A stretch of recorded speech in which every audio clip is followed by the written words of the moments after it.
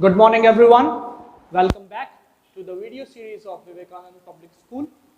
आज हम class 11th की न्यू बुक का chapter 1 as you know well हमारे पास इस बार कोर्स में 2 बुक्स हैं। जैसा कि आप जानते हैं अब हमारा एमपी बोर्ड सीबीएसई के जैसा कोर्स को फॉलो करने लगा है और इस साल से क्लास 9th और क्लास 11th की बुक वो हो गई हैं सब्जेक्ट लैंग्वेज की जो सीबीएसई में चलती थी। नेक्स्ट ईयर शायद 10th एंड 12th की बुक्स भी चेंज हो जाएंगी। फॉर्चुनेटली अभी 10th और 12th यानी बोर्ड क्लासेस की बुक्स वही है जो लास्ट ईयर फॉलो होती थी, पर 9th और 11th वाले इस चीज़ को ध्यान रखें, हिंदी इंग्लिश की बुक देख लें।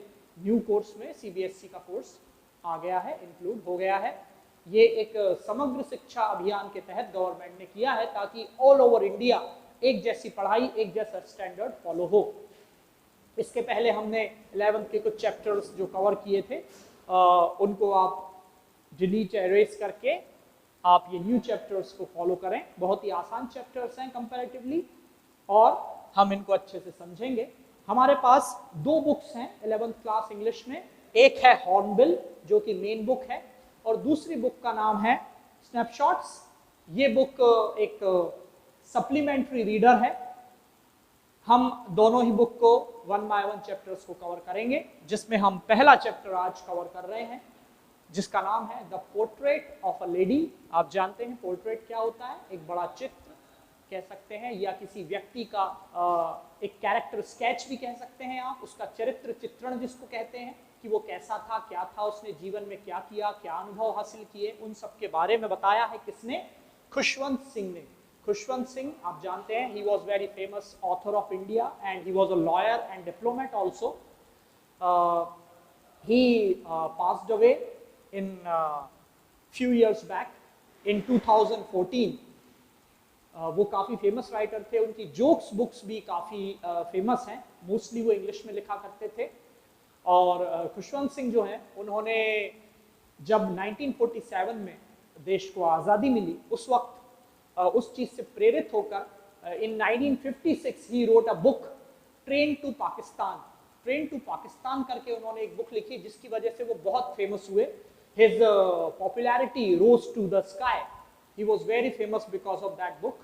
एंड ये जो चैप्टर है ये भी खुशवंत सिंह का है और ख़ास बात ये है कि ये उन्होंने अपनी पर्सनल लाइफ से एक लेडी जो है उसका पोर्ट्रेट या कह सकते हैं कैरेक्टर स्केच हमें बताया है। ये लेडी कौन है? ये लेडी खुशवंत सिंह की दादी थी और वो कैसी थी, उनके बिलीव्स क्या थे, उनके मॉरल्स क्या थे, वो किस तरह थ्रू आउट हर लाइफ उन्होंने अपनी लाइफ किस तरह व्यतीत किया अपना जीवन, इसके बारे में ये chapter portrait of a lady है। तो हम इसको स्टार्ट करते हैं। Portrait of a lady by Khushwant Singh.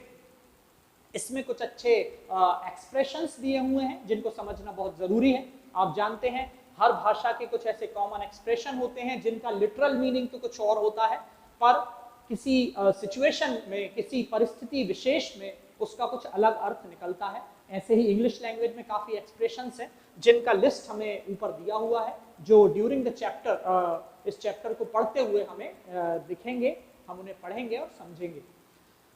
Chapter में खुशवंत सिंह कहते हैं मेरी जो ग्रैंड मदर थी वो सभी की ग्रैंड मदर के जैसी थी, जैसी होती हैं सबकी दादी कैसी होती हैं, ओल्ड होती हैं, बूढ़ी होती हैं, तो मेरी दादी भी। जब मैंने उन्हें देखा यानी जब खुशवंत सिंह ने होश संभाला, जब वो बड़े हुए, समझदार हुए, तो उन्होंने देखा उनकी दादी को, पहचाना कि she is my grand mother and she was old like everybody's grand mother. वो बहुत ही ओल्ड थी, इस वजह से उनके चेहरे पर काफ़ी झुर्रियाँ थी, रिंकल्स थे उनके चेहरे पर। वो कहता है मैं लगभग उन्हें 20 सालों से जानता हूँ, मतलब वो बड़े हो गए हैं तो वो 20 सालों से उन्हें देख रहे हैं। और वो कहते हैं कि जब से मैंने दादी को देखा है वो ऐसी ही थी, मतलब मैंने अपनी कभी दादी को थोड़ा भी यंग नहीं देखा। उनके चेहरे की झुर्रियाँ, उनकी उम्र, उनके ग्रे हेयर यानी सफ़ेद बाल वगैरह सब वैसे ही देखे, मैंने अपनी दादी को बूढ़ा ही देखा। वो कहता है कि लोग मुझे बताते हैं या मैंने लोगों से सुना है कि वो कभी जवान और सुंदर हुआ करती थी, पर वो कहता है कि मेरे लिए it is hard to believe, ये विश्वास करना मेरे लिए बड़ा मुश्किल है कि मेरी दादी कभी यंग थी, प्रिटी थी, उनके चेहरे पर झुर्रियां नहीं थी, ऐसा मुझे विश्वास नहीं होता, क्योंकि मैंने हमेशा से उन्हें इसी तरह बूढ़ा और झुर्रियों के चेहरे वाला देखा है। और उनके जो पति यानी खुशवंत सिंह जी के जो ग्रैंडफादर थे, उनको भी उन्होंने सिर्फ एक पोर्ट्रेट में जो घर में टंगी हुई है, एक चित्र टंगा हुआ है, उसमें देखा है। बताते हैं कि उनकी लंबी दाढ़ी थी, चित्र के हिसाब से बताते हैं कि उनकी एक लंबी सफेद दाढ़ी थी, और वो उस चित्र को देखकर ऐसा लगते हैं कि he was almost 100 years old, 100 साल के होंगे वो। फोटो को देखकर ऐसा लगता है, भले ही ऐसा रियल में ना हो।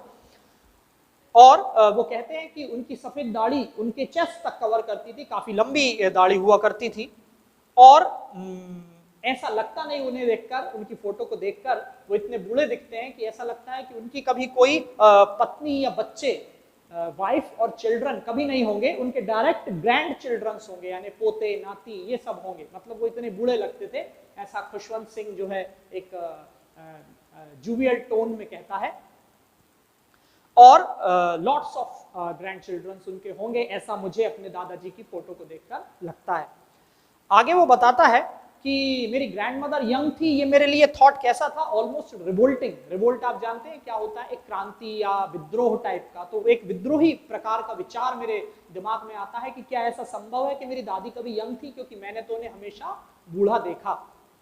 आगे वो बताता है कि वो हमेशा हल्की सी फैटिश थी, हल्की सी मोटी थी, और स्लाइटली बेंट, बुढ़ापे की वजह से आप जानते हैं बैकबोन जो है बुढ़ापे में थोड़ी झुक जाती है, तो वो भी काफी झुक गई थी, थोड़ी सी झुकी हुई थी। चेहरे पर क्रिस क्रॉस रिंकल्स उनके चेहरे पर थी।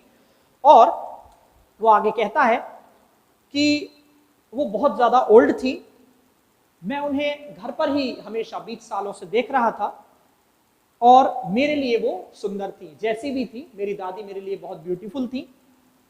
पूरे घर में घुमा करती थी, एक हाथ कमर पर रखकर, उनकी झुकी हुई होती थी एक तरफ, और पूरे घर में चक्कर लगाया करती थी, हर चीज को बहुत ध्यान से चीजों की देखभाल किया करती थी, पूरे घर की केयर किया करती थी। और वो आगे बताता है कि उनके सफेद बाल उनके आधे चेहरे पर लटके हुए होते थे, और लिप्स जो है उनके कॉन्स्टेंटली भगवान का प्रे करते रहते थे, जाप वगैरह उनका कंटिन्यू चलता रहता था। और वो कैसी थी, एकदम वाइट सीरीन ब्यूटी, जैसे कि सर्दी के मौसम में हिमालय पर्वत एकदम वाइट ब्यूटीफुल हो जाता है, उसी तरह की मेरी दादी लगती थी। वो कहता है कि मैं और मेरी दादी बहुत अच्छे मित्र थे, हम वी वर गुड फ्रेंड्स। वो बताता है कि उसके जो पेरेंट्स थे, यानी खुशवंत सिंह के जो माता पिता थे, वो सिटी में सेटल होने के लिए खुशवंत सिंह को अपनी दादी के पास छोड़ गए थे, और वो दादी के साथ ही रहा करता था। वो सुबह सुबह मॉर्निंग प्रेयर गाया करती थी। वो कहता है कि उनकी वो प्रेयर सुन के मुझे वो बाय हार्ट याद भी हो गई थी।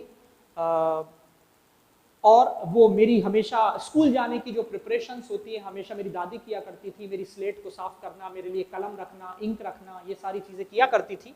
और हमेशा ब्रेकफास्ट में एक स्टेल यानी बासी सी चपाती जो है बटर के साथ, शुगर के साथ मुझे मिल जाया करती थी। कई बार मैं उसे एज अ टिफिन या लंच बॉक्स लेकर स्कूल चला जाया करता था। वो कहता है कि और वो ब्लेज डॉग्स, गांव में जो गलियों में कुत्ते, आवारा कुत्ते जिनको हम स्ट्रे डॉग्स कहते हैं, वो घूमते रहते थे, उनके प्रति भी उसके मन में बड़ी दया थी।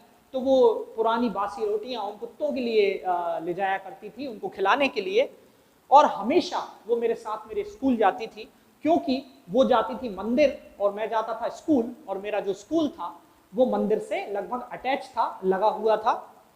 और वहां पर हम एक प्रीस्ट, एक पुजारी पढ़ाया करते थे, जो हमें मॉर्निंग प्रेयर भी सिखाया करते थे और अल्फाबेट्स भी सिखाया करते थे।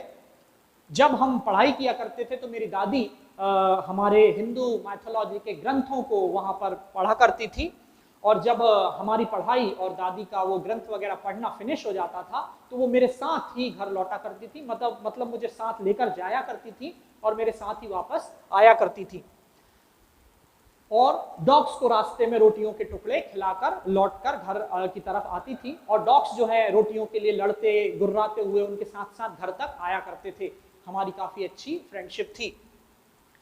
बाद में वो बताता है कि जब मेरे माता पिता सिटी में अच्छी तरह से सेटल हो गए तो उन्होंने हमें बुलवा लिया, यानी दादी को और मुझे अपने पास बुला लिया, और ये हमारी दोस्ती का यानी दादी की और मेरी यानी खुशवंत सिंह की दोस्ती का एक टर्निंग पॉइंट था। यहाँ से हमारी दोस्ती ने एक नया रूप ले लिया, एक नया फॉर्म ले लिया। अब वो मेरे साथ स्कूल नहीं आती थी क्योंकि मैं शहर के स्कूल जाता था, वो एक इंग्लिश स्कूल था और मुझे एक मोटर लेने आती थी, मैं मोटर से स्कूल जाता था। और अब वहाँ पर कोई स्ट्रीट डॉग्स भी नहीं थे जिनको दादी रोटी के टुकड़े खिलाया करती थी। हाँ, लेकिन वहाँ पर चिड़िया, हमारे घर के वरांदे में चिड़िया आती थी, स्पैरोज जो होती हैं, हाउस स्पैरोज, वो जो आया करती थी, उनको दादी जरूर उन रोटियों के टुकड़े खिलाया करती थी क्योंकि उनकी गांव से आदत थी डॉग्स को, एनिमल्स को खिलाने की। आगे वो बताता है कि जैसे जैसे समय गुजरता गया वो मुझे उठाती तो थी स्कूल जाने के लिए और रेडी भी करती थी, पर अब वो गांव की तरह she could not go to school with me. और जब मैं स्कूल से वापस लौटता था तो वो मुझे हमेशा पूछती थी कि आज तुम्हारे टीचर ने तुम्हें क्या पढ़ाया, और मैं उन्हें हमेशा बताया करता था इंग्लिश वर्ड्स के बारे में और पश्चिमी सभ्यता के, वेस्टर्न सिविलाइजेशन से रिलेटेड जो साइंस है, वेस्टर्न साइंस है वो क्या है, विज्ञान क्या है, उसके बारे में बताया करता था। ग्रेविटी का रूल वगैरह, आर्किमिडीज के सिद्धांत, ये सब चीज़ों के बारे में मैं उनसे चर्चा किया करता था। ये चीज़ उन्हें बहुत ही अनहैप्पी कर देती थी, मतलब वो दुखी हो जाती थी क्योंकि उनकी आदत थी कि भारतीय संस्कृति के ग्रंथ और ये सब चीज़ें, मॉर्निंग प्रेयर्स, ये सब स्कूल में सिखाई जानी चाहिए, यानी मॉरल एजुकेशन बहुत ही अच्छे से दी जानी चाहिए। पर वो देखती है कि इंग्लिश स्कूल में इंग्लिश, साइंस और बहुत ही मॉडर्निटी वाले सब्जेक्ट्स को पढ़ाया जाता है जहाँ नैतिक शिक्षा और ऐसी चीज़ों को नहीं सिखाया जाता। This made my grand mother very unhappy. और वो दुखी थी कि गॉड और स्क्रिप्चर्स के बारे में वहाँ इंग्लिश स्कूल्स में ज़्यादा कुछ नहीं समझाया जाता। उसके अलावा एक दिन उन्हें जब पता लगता है कि मेरे स्कूल में म्यूजिक क्लासेस भी लगती हैं, यानी हमें म्यूजिक सिखाया जाता है, तो उन्हें बहुत ही बुरा लगा क्योंकि वो म्यूजिक को उन दिनों एक नीचा काम या ऐसा काम मानती थी कि बैगर्स जो होते हैं, भिखारी जो होते हैं, वो गाना गाकर भीख मांगा करते हैं, तो वो हम जैसे अच्छे घरों के लोगों का काम नहीं है, तो वो चीज़ भी उन्हें पसंद नहीं आती थी, म्यूजिक वगैरह। फिर वो कहता है कि आगे मेरी पढ़ाई चलती रही, समय गुजरता गया, and when I went up to university I was given a room of my own. जब मैं और आगे पढ़ाई के लिए यूनिवर्सिटी चला गया तो मेरे पास खुद का एक रूम था और हमारी जो फ्रेंडशिप की कॉमन लिंक थी वो लगभग टूट सी गई। तो ये था हमारा पोर्ट्रेट ऑफ अ लेडी का पार्ट 1। पार्ट 2 में हम इस चैप्टर को कवर करेंगे। Till then, thank you very much.